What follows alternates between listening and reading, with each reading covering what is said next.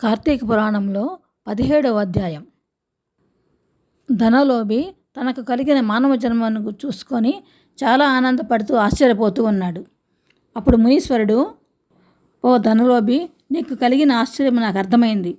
ఎటువంటి పుణ్యకర్మ చేయకుండా ఏ విధమైన ధర్మమును ఆచరించినటువంటి నాకు ఈ జన్మ ఎట్లా వచ్చింది, ఎలా విముక్తి కలిగింది అనేది నీకు సందేహము.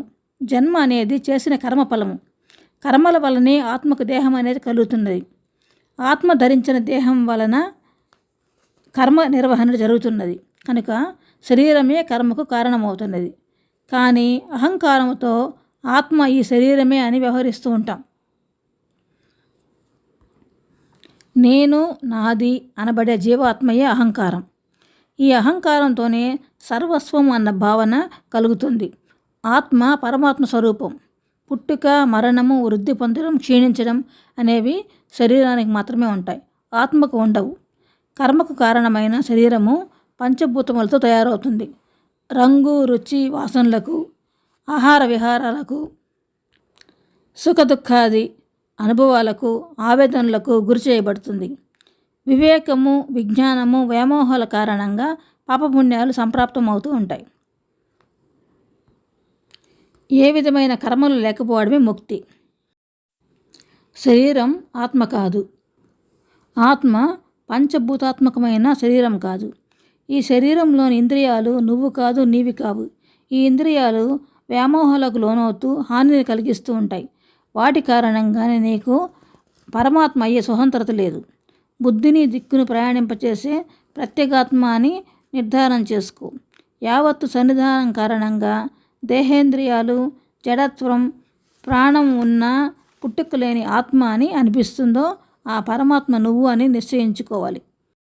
దీపం వేరు, వెలుగు వేరు అని అనిపించినట్లే శరీరం వేరు, శరీరంలో ప్రకాశించే ఆత్మ వేరు అని గ్రహించు. ఆత్మస్వరూపుడైన పరమాత్మను ధ్యానించు. సత్యాసత్యములందు, ప్రియాప్రియములందు ఇష్టుడైన సర్వసాక్షియే నిత్యమని నిశ్చయించుకో.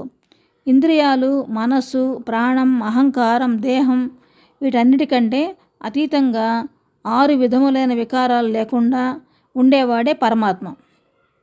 అజ్ఞానంధకారం లేనిది, చెరగనిది, చెదరనిది, నిర్మలమైనది, సుఖజ్ఞానం కలిగినది ఆత్మస్వరూపం. సుఖానికి, ఆనందానికి అతీతమైనది, పరిపూర్ణమైనది, శాశ్వతమైనదైన స్వరూపమే పరమాత్మ. దేని వలన పరిపూర్ణమైన జ్ఞానం కలుగుతుందని వేదాలు బోధిస్తున్నాయో అదే పరబ్రహ్మమని, కర్మఫలదాయకమని, జీవులన్నింటికీ కారకమని సమస్త వేదరాశి ఉద్ఘోషిస్తున్నది. పరమాత్మకు సంబంధించిన వాక్యార్థాలు అర్థమయ్యే వరకు శమ, దమాది గుణములతో వినడానికి, అర్థం చేసుకోవడానికి ప్రయత్నించు. ఆత్మజ్ఞానాన్ని సంపాదించడం కోసమే పనులను ఆచరిస్తుండాలి. పొందిన ఉపదేశాలకు తగిన విధంగా యథావిధంగా కర్మలను ఆచరిస్తే ఆ కర్మల వలన జన్మ తరిస్తుంది.